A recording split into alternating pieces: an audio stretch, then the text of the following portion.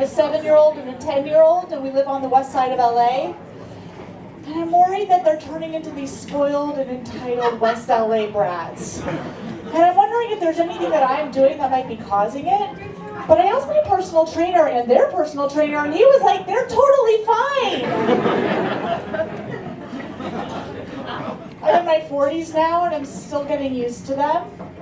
Because when you get older, the way you see yourself in your head is so much different than the way you see yourself in the mirror. Like in my head, I'm an energetic 20-something who's just trying to find her place in the world. But in the mirror, I'm an exhausted 40-something trying to return a duvet cover at Bed Bath & Beyond. Even the way you do your makeup changes when you get older. I just learned that if you want to make your wrinkles less noticeable, you're supposed to put on your concealer after you get your breasts enlarged. But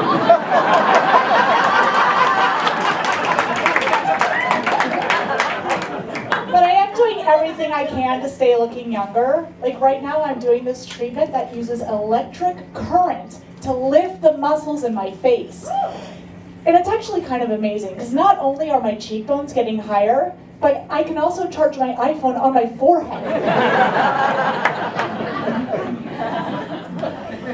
Right now I am a full-time mom, and I definitely think my kids are getting spoiled from having me around so much.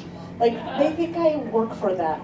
Like, their school gets out at 2 p.m. on Fridays, and they were pissed that I didn't show up until 3 on Saturday. And it's like, there are other people on your emergency contact list. And even after all I do for them, they still don't think I have a real job. I'm like, oh really? How do you think we have a clean house and fresh laundry and a home-cooked meal every night? Do you think that just magically happens? No. It's a real job for me to manage all the people that do those things. I am always at the supermarket though, but whenever you go, you've got to be prepared to save humanity. Because there is always someone at the entrance who's just waiting to ask you to support their cause, right? Well, one day I just wasn't into it, and before this girl could even say anything, I go, you know what? I'm just here to get some fucking milk, okay? And then I felt really bad. Because that Girl Scout didn't deserve that. Speaking of girls, I have a preteen, which is challenging. We're just not speaking the same language right now, you know? Like, I'm speaking English, and she's speaking total fucking bitch. And my mom and I, we both have different theories on why she's being so mean to me right now. Like, I just think it's hormones, but my mom thinks it's karma.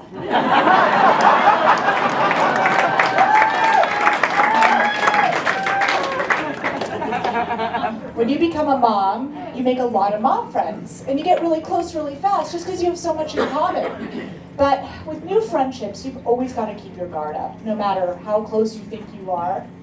There's always that one woman in the group who's just ready and waiting to steal your babysitter. Great babysitters are really hard to find. It's almost as hard as finding the perfect bra, you know? You gotta make sure that she's supportive, flexible, doesn't show nipples through a t-shirt.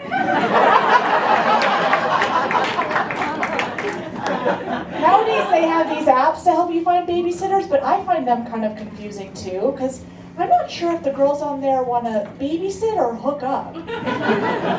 There'll be this picture of a really cute girl in a tank top, and the description will say, "Hey, I'm Cassie.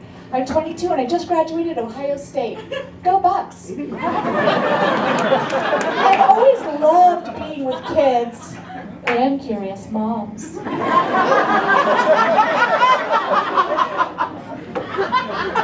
Check that one. Speaking of sexy babysitters, I suffer from depression. But it's fine, I take an antidepressant, which really helps. It's amazing how much those things desensitize you, though. Like, I don't feel anything I used to anymore. Despair, rejection, my clitoris. It really does kill your libido, those antidepressants. So one day I was like, you know what, I'm going to take a break and see what happens. And after 2 months, my sex drive was back, and I thought my husband was so happy Until one day he comes up to me and he was like, I think you should get back on the meds. And I was like, well, don't you love all the sex? He's like, yeah, I love all the sex. I just hate all the crying. During or after? Fortunately, we are on the same page when it comes to parenting, but the thing that we both struggle with the most right now is dealing with screen time, like iPads and video games. And screen time's really tough because even though you know it's not great for your kids, you kind of love the free time that it gives you. Well, the other day, my husband and I, we took the kids out for dinner and they were just fucking horrible, right? They're complaining and fighting the whole time. And when we get home from dinner, my husband goes, you know what, kids, that's it. No iPads for the entire week. And then I go, but I didn't even do anything!